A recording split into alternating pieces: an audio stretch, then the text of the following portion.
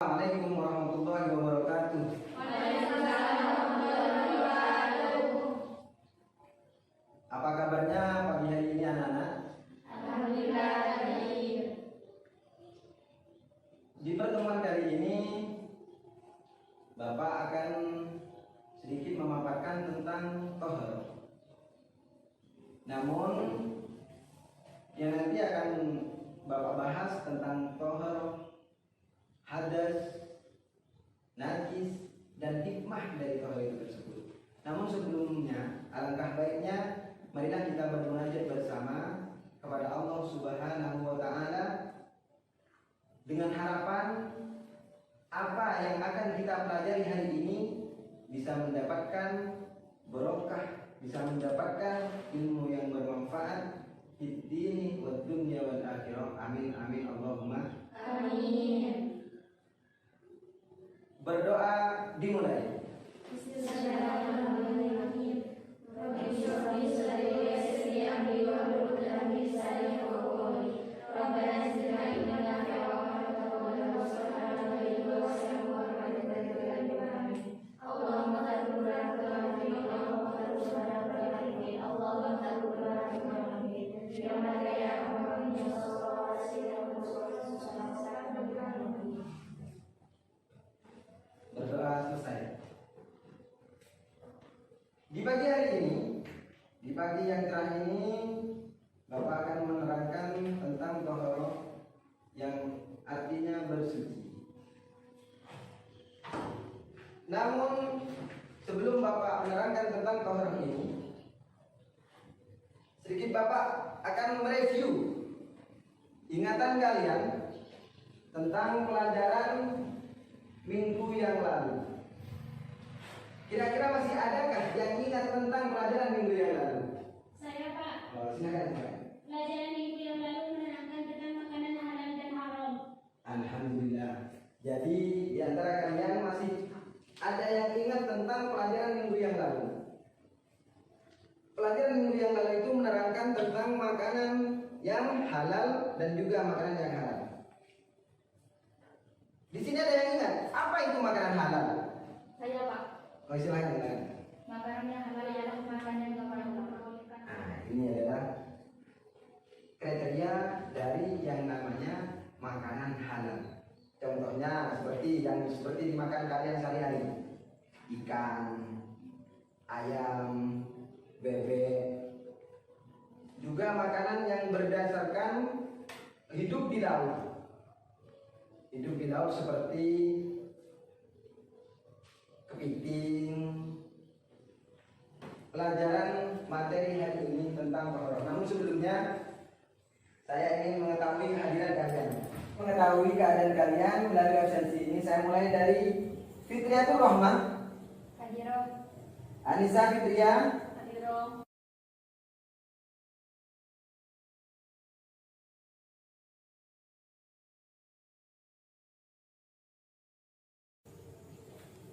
Karena ini sudah lengkap, saya mulai materi pada pagi hari ini.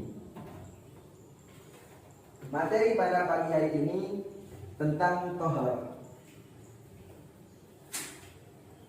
Tohar dalam bahasa Arab itu artinya bersih dan suci. Secara istilah, tohar itu bersuci dari hadas dan juga najis bagi seorang muslim yang akan melaksanakan ibadah, yang mana ibadah tersebut dituntut untuk bersuci dari hadas dan najis. Contohnya apa? Ayo, ada yang tahu? Ibadah yang dituntut untuk bersuci dari najis dan hadas. Jenis ibadah itu banyak, seperti baca Al-Quran, seperti membantu orang tua. Tapi ada yang dituntut untuk bersuci dari hadas dan najis. Contohnya apa? Ayo, ada yang tahu? Iya, Pak. Ya.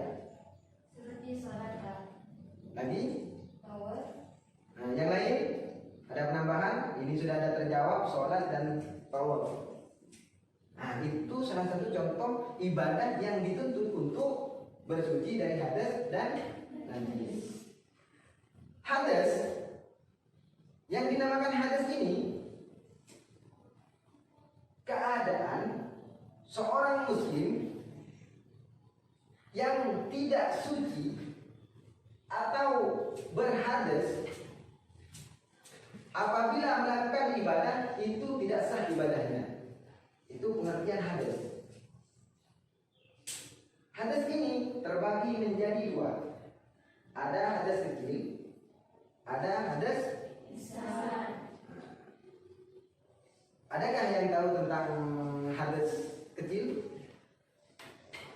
Apa? Tentang hadas kecil ini, keadaan seseorang yang tidak suci dikarenakan keluarnya suatu barang atau keluarnya sesuatu dari dubur dan kubur. Contohnya BAB, yang lain kentut, yang lain kencing. Pokoknya setiap sesuatu yang keluar, apabila mengeluarkan sesuatu dari lubang yang dua ini, maka kita diwajibkan harus bersuci dengan cara berwudu atau tayamum. Nah, setelah ini penjelasannya, saya akan menggunakan video visual yang akan menampilkan tentang bagaimana itu toharo, bagaimana itu najis, pengertiannya najis, pembagiannya najis, pembagiannya toharo. Melalui video visual ini silahkan kalian amati, silahkan kalian cermati, silahkan kalian diskusikan, dan nanti kalian presentasikan atau maju ke depan menjelaskan apa itu toharo, apa itu najis, dan apa itu hadas. Nah, di sini saya ingin melihat ingin kalian membuat kelompok dulu. Kira-kira saya yang akan membuat kelompok atau kalian? Ayo. Saya akan membuatkan kelompok, apa kalian membuat kelompok sendiri? Kami, silakan. Terus melalui berhitung atau bagaimana? Langsung tunjuk berarti ya. Siapa saja yang kamu tunjuk? Yang golongan sini, kelompok 1. Yang sini, kelompok 2. Yang sini. Melalui topik ini, nanti kalian mengerjakan, kalian akan mendapat definisi apa itu tohoro, apa ini. Nanti kalian diskusikan. Saya kasih waktu setelah melihat video, mengamati video, mencermati isi video, kalian mengamati, kalian mencermati, kalian akan menjelaskan ke depan. Apa itu tentang tohoro, bersuci dari hadas dan najis, dan hikmahnya. Melalui topik ini saya akan berikan, nanti kalian diskusikan selama 10 menit setelah menonton video yang akan saya sajikan. Sebelum kalian mengerjakan, silahkan kalian cermati ya isi video ini yang akan saya. Silakan, saya kasih waktu 10 menit.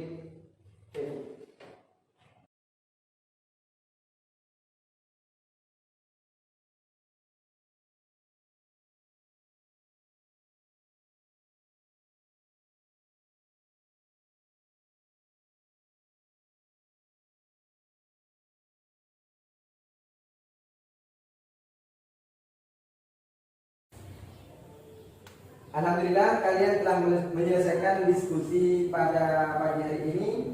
Jadi dari pelajaran yang telah kalian peroleh tentang toharo ini, kalian sudah mengamati video, kalian sudah mendengarkan apa itu toharo, kalian sudah menyaksikan bagaimana cara mensucikan bersuci dari toharo. Pembagian toharo itu menjadi berapa? Kalian sudah mengetahui, kalian sudah berdiskusikan. Silahkan pada pagi hari ini kalian jelaskan dengan sejelas-jelasnya tentang toharo ini. Nah, jadi karena kalian ada 3 kelompok, saya kelompokkan di nomor itu atau di materi kali ini itu menjadi 3 kelompok, dari toharo, dari ciri-ciri najis, dan juga cara mensucikan najis. Saya mulai dari kelompok A.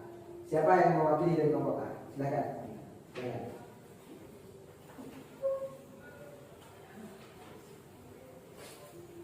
Ya.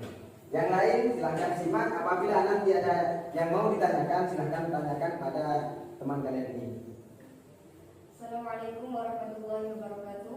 Waalaikumsalam warahmatullahi wabarakatuh.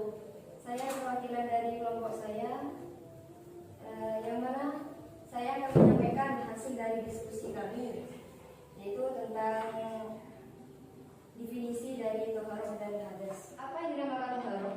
Toharoh itu dibagi dua, yaitu toharoh secara bahasa dan toharoh secara istilahnya. Adapun definisi saya, wassalamualaikum warahmatullahi wabarakatuh. Kasih aplaus buat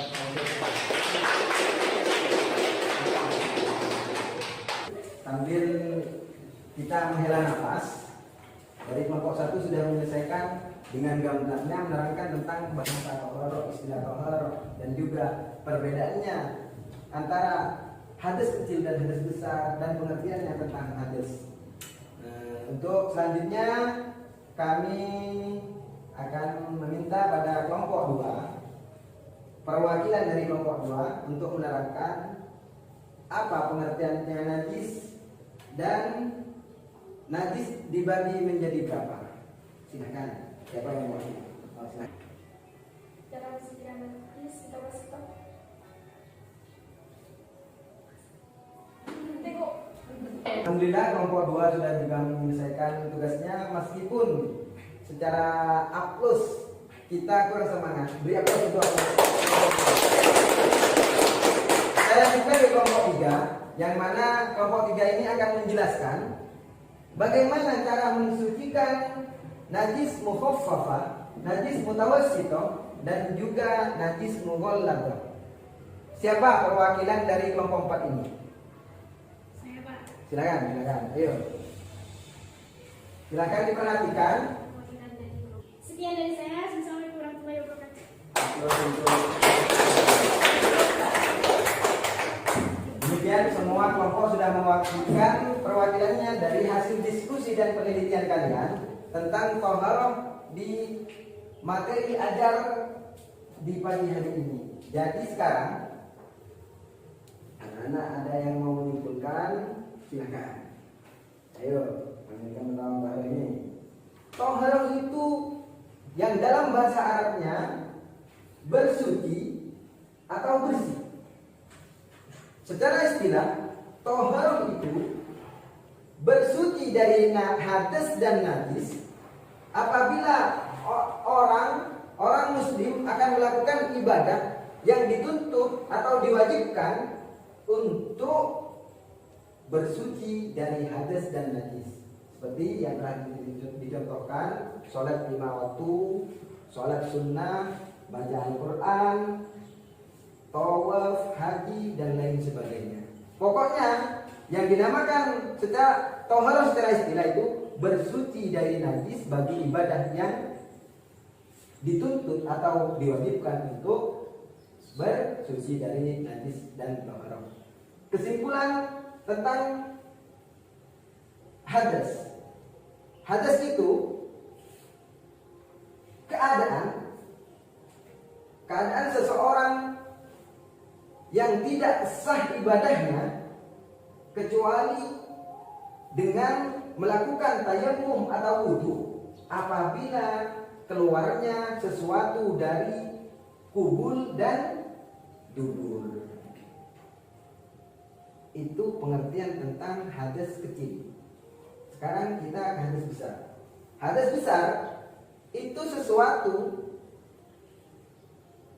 yang apabila orang muslim tidak melaksanakan mandi junub, maka ibadahnya, karena ibadah ini menuntut atau mewajibkan bersuci dari hadas, maka ibadahnya tidak akan sah kecuali dengan mandi junub. Maka sebelum Bapak menutup pertemuan kita kali ini, Bapak akan menyimpulkan tentang toharoh. Apa itu toharoh? Toharoh itu bersuci dari hadas dan najis. Toharoh itu bisa dikategorikan bersuci dari hadas, juga bersuci dari najis. Bersuci dari najis, bersuci dari hadas itu ada dua. Bersuci dengan wudu tayamum, dengan mandi junub dan tayamum. Kalau najis itu terbagi menjadi tiga. Najis mukhaffafah, mutawassithah, dan mughalladhah. Di mana najis mukhaffafah ini bisa dikategorikan atau bisa dikatakan najis ringan, mutawassithah itu najis sedang, dan mughalladhah itu najis berat. Ciri-cirinya yang mukhaffafah itu kencing, anak kecil yang kurang umurnya itu dari 2 tahun dan belum memakan apapun selain air susu ibunya. Najisnya dinamakan, kencingnya dinamakan najis mukhaffafah, dan cara mensucikannya dengan menjibrakan air sudah cukup, itu mensucikan. Yang mutawassithah itu seperti kotoran ayam, nanah, muntah, dan lain sebagainya. Yang mana cara mensucikannya itu harus hilang kehamilan, rasa, dan bau. Mengembalikan kefitrahan manusia dengan berdasarkan hadis Nabi yang diriwayatkan oleh Bukhari, kullu mauludin yuladu alal fitrah. Setiap manusia yang dilahirkan ke dunia ini lahir dalam keadaan suci. Nah, itu salah satu hikmah dari tohar. Yang kedua, menjaga kesehatan tubuh kita. Hikmah dari tohar itu salah satunya itu menjaga kesehatan tubuh kita. Kemarin kan sampean pernah mendengar dengan tibanya corona di dunia ini, bukan di Indonesia saja, di dunia itu, di Amerika, bahkan di luar sana, di negara luar sana, ada hari cuci tangan nasional, internasional, atau dunia. Cuma dalam diri kita sebagai umat Islam itu sudah diajarkan sejak dini, apabila kita berwudu, kita wajib membasuh tangan, membasuh muka, juga membasuh kaki. Alhamdulillah, mungkin dari kalian masih ada yang mau ditanyakan. Saya persilahkan, saya kasih waktu 1 orang 1 pertanyaan 2 menit. Silakan. Kiranya paham semua ya? Alhamdulillah, saya akhiri pertemuan kali ini materi tentang tohara ini. Namun sebelumnya saya mengingatkan kepada kalian untuk pertemuan selanjutnya, silakan kalian buka halaman 12. Kalian baca-baca di rumah, kalian cari-cari di Google apa itu tentang istinja. Nomor 12 yang menerangkan tentang istinja. Pertemuan selanjutnya kita akan membicarakan atau menjelaskan tentang istinja. Demikian yang Bapak sampaikan. Assalamualaikum warahmatullahi wabarakatuh. Waalaikumsalam